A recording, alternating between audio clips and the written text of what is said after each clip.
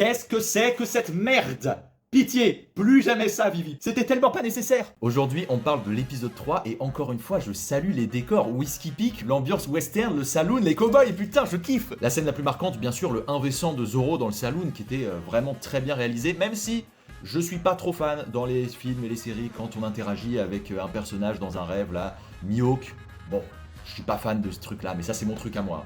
Et après, ouais, j'ai trouvé qu'on voyait un peu les câbles forcément quand ça saute un peu dans les airs, qu'il y a des objets qui volent.